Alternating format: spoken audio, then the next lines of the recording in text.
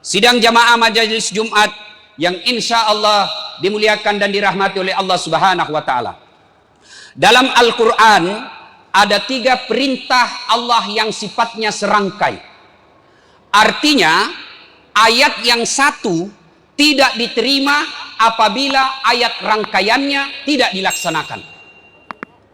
3 ayat itu, yang pertama, atiullaha wa atiur rasul. Taatlah engkau kepada Allah dan taat pula lah engkau kepada Rasulnya.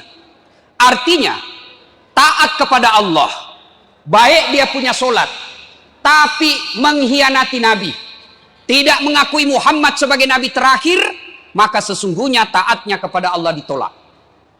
Sebaliknya, cinta kepada Rasul, sayang kepada Rasul, rajin bersalawat kepada Nabi, tapi tidak mencintai Allah dan puncaknya dia tidak sholat, maka taatnya kepada Rasul sia-sia. Perintah serangkai yang kedua, yaitu aqimis salat wa atus zakat. Tetongang isam pajange wajah isekemu. Orang yang mendirikan sholat lalu dia kaya tidak mengeluarkan zakat, sholatnya akan sia-sia. Demikian sebaliknya, bagus sholatnya, 5 waktunya lengkap, sholat sunatnya cukup, tapi tidak membayar zakat, salatnya pun akan sia-sia. Yang ketiga perintah serangkai, anis kurli wali walidaika. Bersyukur engkau kepada Allah dan bersyukur pula lah engkau kepada kedua orang tuamu. Artinya apa?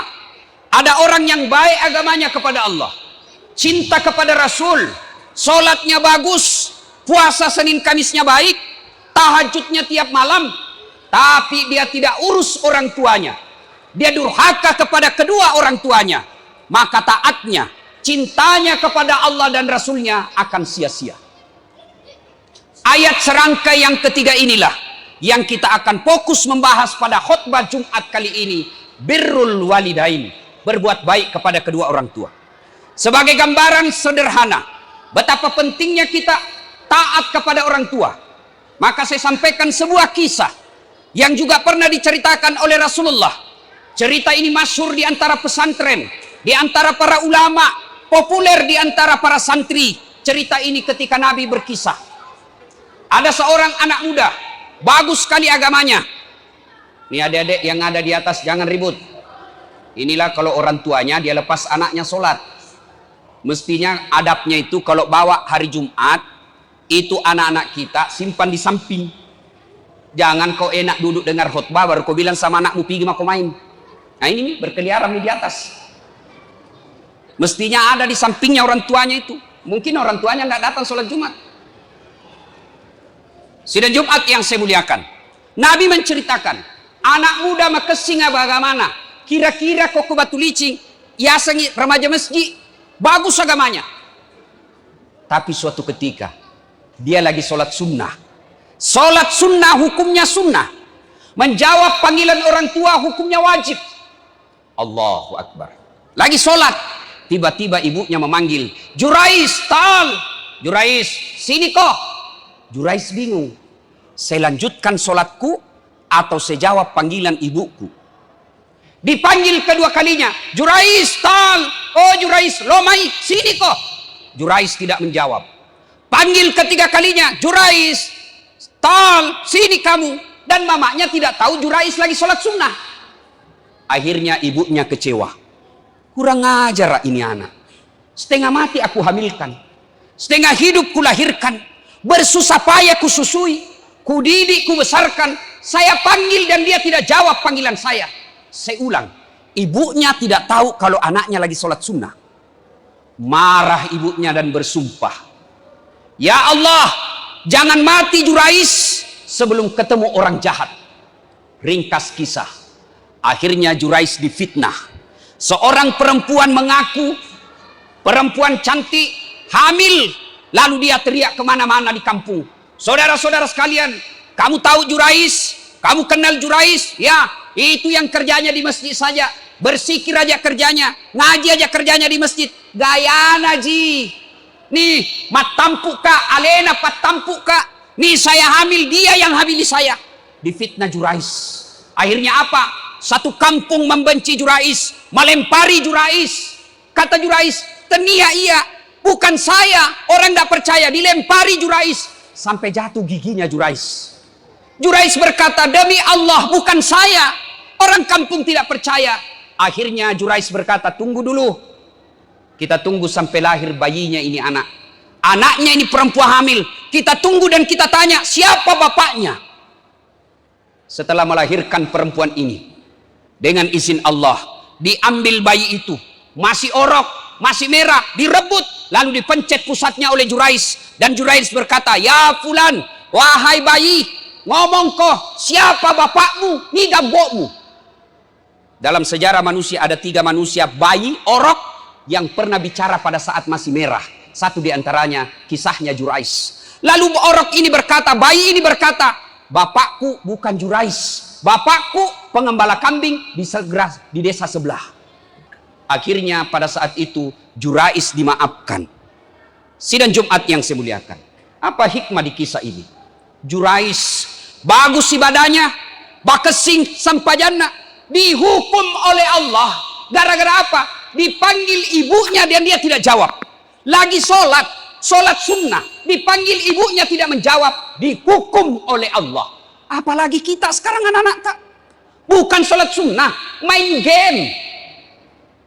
Dipanggil sama ibu bapaknya dia tidak jawab. Maka mereka yang bagus agamanya, bagus ibadah mahdanya kepada Allah, tapi dia sengsarakan ibunya, tidak pernah dia urus ibu bapaknya. Kata Nabi, jangankan masuk surga, baunya surga kau tidak dapat. Kisah berikutnya Bapak pernah dengar. Sahabat Nabi. Apa artinya sahabat Nabi? Ketemu dengan Nabi, berhadapan langsung dengan Nabi, hidup sesama dengan Nabi, melihat Nabi di sampingnya, itu sahabat. Dan beriman kepada Nabi. Namanya Alqamah. Bagus sekali Alqamah. Di mana Nabi berdakwah di depan ada Alqamah. Di mana Nabi imam sholat di belakang ada Alqamah. Tapi ketika sakaratil maut tidak bisa mengucapkan 2 kalimat syahadat. Dibimbing oleh Bilal, la ilaha illallah. Alqamah cuma mengatakan la, tidak ada.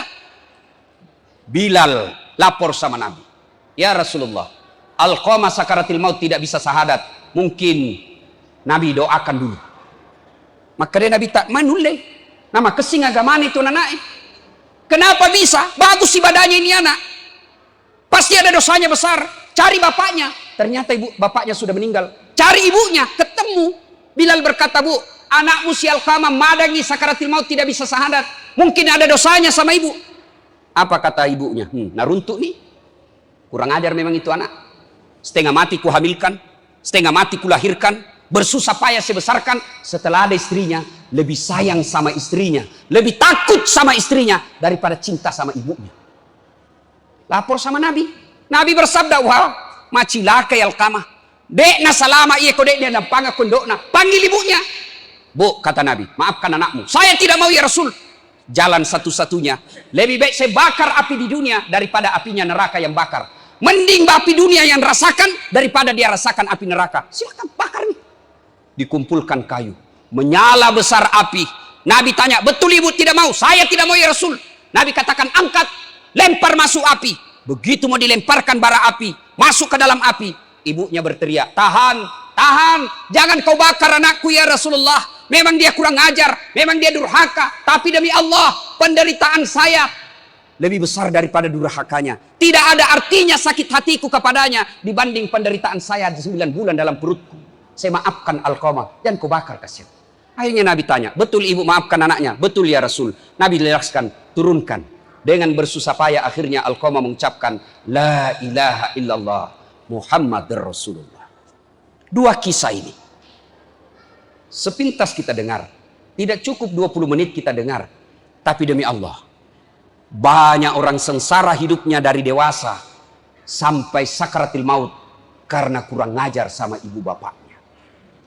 Saudaraku yang ada merantau dari Kalimantan, dari Sulawesi, dari Jawa, dari Papua, bertahun-tahun sudah di Batu Licin cari nafkah. Kenapa hidupku susah? Salah satu sebabnya, kau lupa orang tuamu. Betapa hidupku sengsara, kau lupa orang tuamu. Apalagi bapak ibu yang ada orang tuanya serumah, orang tua sudah mulai uzur, orang tua sudah mulai tua, sakit-sakitan, lalu bapak memperdengarkan kalimat yang menyakiti hati orang tuamu. Demi Allah, itu menggetarkan arasnya Allah. Allah subhanahu wa ta'ala berfirman, imma yablughanna indakal kibra ahaduhuma au kilahuma fala takul lahuma uf wala tanharhuma wa kullahuma kaulan karima. Kesimpulan ayat ini, kalau kau dalam pemeliharaan orang tuamu, ibu bapakmu kau pelihara dan dia sudah tua dalam pemeliharaanmu, satu rumah kau ibu bapakmu yang sudah usur dan tua, jangan kau berkata ah kepadanya, ah saja dilarang, apalagi sampai meneteskan air mata orang tua. Adik-adikku sekalian yang masih muda-muda, yang masih cari kerja, kalau kau mau dapat kerja yang baik, tidak usah kau cari muka sama pengusaha, tidak usah kau cari muka sama tim sukses bupati. Rugi kalian cari muka sama pejabat, mereka ada masa jabatannya. Tapi kau cari muka lah kepada Allah. Bagaimana caranya? Pakesingi nyawana tomatoamu, bahagiakan orang tuamu, maka Allah akan memberikan kamu kejayaan dunia dan akhirat. Ridallah fi ridal walidain, suktillah fi suktil walidain. Ridanya Allah tergantung ridanya kedua orang tua, murkanya Allah tergantung murkanya kedua orang tua. Saudaraku, bapak ibu yang saya hormati, selesai hari Jumat ini, sholat Jumat, mari kita koreksi bagaimana kecintaan kepada orang tua. Ustadz, saya dulu nakal Ustadz, berapa kali saya kasih menangis orang tuaku, sering saya teteskan air mata orang tuaku, saya kecewakan orang tuaku, saya permalukan orang tuaku Ustadz. Tapi saya sudah tobat. Masalahnya Ustadz, dek digaga tomatoaku, sudah dikubur orang tua saya Ustadz, tidak sempat dia lihat saya tobat seperti sekarang ini. Bagaimana cara berbuat baiknya? Kata Nabi, ada 3 cara berbuat baik bagi mereka yang sudah meninggal orang tuanya. Yang pertama, doakan almarhum almarhumah. Doakan ibu bapakmu. Dan mendoakan orang tua sudah meninggal tidak banyak kita minta. 4 minimal kita minta. Ya Allah, ampuni dosa orang tuaku. Terima amal ibadahnya. Yang ketiga, lipat gandakan segala kebaikannya. Yang keempat, lapangkan alam kuburnya. Jadikan kuburnya menjadi taman-taman sorga. Alhamdulillah kalau bisa bapak hafal itu doa. Allahumma gfirli wali walidayya warhamhuma kama rabbayani shaghira. Yang kedua, cara berbuat baik kepada orang tua sudah meninggal adalah bersedekah atas nama orang tua. Seperti masjid ini dipersembahkan kepada almarhum almarhumah, kepada orang tua yang membangun masjid ini, itu bagian daripada berbuat baik kepada orang tua sudah meninggal. Ustadz, saya mau terang kuburnya orang tuaku, saya mau ada tempat tidurnya di kuburnya bawah Ustadz. Kirimi ke panti asuhan, bayarkan listriknya panti asuhan tiap bulan, bayarkan ongkos-ongkos listriknya tiap bulan anak-anak panti asuhan, insya Allah kuburnya orang tuamu terang. Sedekah atas nama orang tua. Yang ketiga, cara berbuat baik kepada orang tua adalah mengunjungi karib kerabatnya. Ada saudaranya bapak kita, temannya bapak kita, temannya ibu kita, selalu dia temani majelis taklim. Ibu sudah meninggal, cara berbuat baiknya datangi karibnya, datangi sepupunya, datangi saudaranya. Itu cara berbuat baik kepada orang tua yang sudah meninggal. Sidang Jumat yang saya muliakan. Kemudian bagi kita yang masih hidup orang tuanya, ada model kita durhaka yang kadangkala kita tidak sadari. Apa? Nah telepon ki bapak tak di kampung, nah telepon ki indok tak ko kampungnya dari Sulawesi. Begitu dia telepon kita, bos kita lagi menelpon, juragan kita lagi menelpon juga. Biasanya apa jawabannya anak modern? Mak, sebentar saya telepon kona, bosku lagi menelpon. Akhirnya apa dalam hati ibunya? Oh anakku kasih, lebih takut nih sama bosnya, lebih menghormati nih bosnya daripada saya. Maka ibu kita kecewa, pada saat itu jauh rahmat Allah darimu. Sidang Jumat yang saya muliakan, tidak usah panjang cerita. Bagi mereka yang durhaka kepada kedua orang tuanya, namo makasih sempajam. Al jannatu takhta aqdamil ummahat. Surga itu berada di bawah telapak kaki ibu. Pertanyaan, kenapa anak-anak kita sekarang makin tinggi sekolahnya makin kurang ajar? Makin disekolahkan ke luar negeri, makin tidak ada tata keramanya. Salah satu sebabnya hubbi aklil haram. Anak tak selalu dikasih makan uang haram. Kita zaman kecil, masih ingat kita semua itu? Jangankan bicara kasar sama orang tua. Ipole wajah-wajona tomatoai pak pimali. Lewat saja sama depannya orang tua kita tabe-tabe. Sekarang anak-anak kita mau diinjak-injak ketika bapaknya mau tidur. Maka anak seperti ini meskipun tinggi sekolahnya, tapi kalau tidak pandai menghormati orang tuanya, semua ilmunya tidak ada gunanya. Mudah-mudahan Jumat kali ini koreksi buat kita semua. Pulang nanti, mari muliakan ibu bapak yang masih hidup. Berdoa kepada Allah. Allah panjangkan umur kita. Allah panjangkan umur ibu bapak kita. Allah murahkan rezeki kita agar bisa membalas sisa-sisa kebaikan orang tua kita di akhir hidupnya. Dan anak-anak kita, Allah hadirkan anak-anak kita yang pandai berbuat baik kepada kedua orang tuanya. Demikian, semoga ada manfaat. Lebih dan kurangnya mohon dimaafkan. Nun wal kalami misrun. Billahi fi sabilil haq. Barakallahu li wa lakum wa izza'il mu'minin. Innahu huwal ghafurur rahim.